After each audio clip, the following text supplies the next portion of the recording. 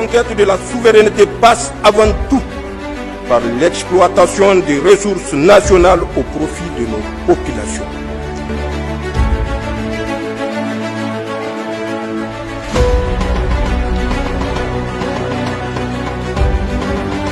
Une page judiciaire majeure vient de s'écrire en Afrique de l'Ouest. Le Togo et le Burkina Faso franchissent un cap décisif dans leur coopération judiciaire par un communiqué officiel rendu public par le ministère togolais de la Justice et des Droits de l'Homme.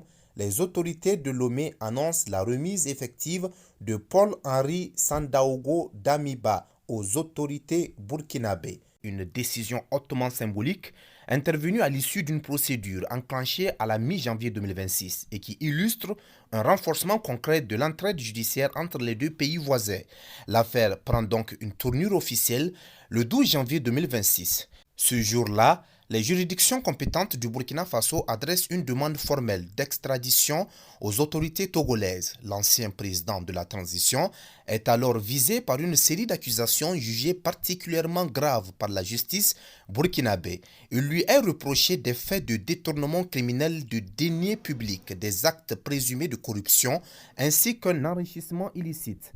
À ces chefs d'inculpation s'ajoutent des poursuites pour blanchiment de capitaux, recel aggravé et incitation à la commission de divers crimes et délits. Face à la sensibilité du dossier et à la lourdeur des accusations, les autorités togolaises procèdent à un examen minutieux de la requête. L'objectif est donc clair, s'assurer que la demande d'extradition respecte strictement le cadre légal national, les principes de droit international, ainsi que les conventions bilatérales et multilatérales auxquelles le Togo est partie. Cette phase d'analyse juridique approfondie conditionne la suite de la procédure. Le calendrier judiciaire s'accélère ensuite. Le 16 janvier 2026, Paul-Henri Sandaogo Damiba est alors interpellé sur le territoire togolais par les forces de l'ordre en application du mandat d'arrêt découlant de la demande d'extradition. Il est aussitôt placé en détention avant d'être présenté devant la chambre d'instruction de la cour d'appel de Lomé, juridiction compétente pour statuer ce type de procédure.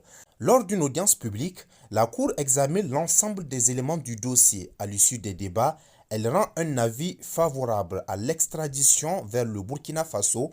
Pour motiver sa décision, la juridiction togolaise s'appuie notamment sur le principe de réciprocité judiciaire entre les deux États ainsi que sur les engagements internationaux liant le Togo en matière de coopération pénale. Cette décision judiciaire est toutefois assortie de conditions strictes soucieuses du respect des droits fondamentaux. Les autorités togolaises exigent des garanties formelles de la part du Burkina Faso.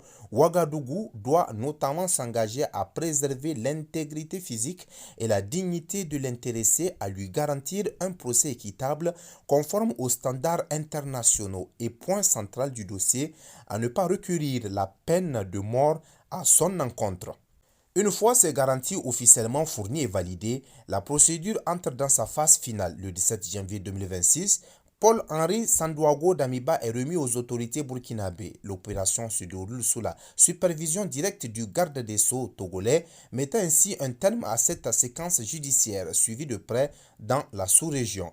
Cette extradition marque un signal fort en matière de lutte contre l'impunité et de coopération judiciaire régionale dans un contexte où les États sahéliens cherchent à renforcer la crédibilité de leurs institutions et l'effectivité de la justice.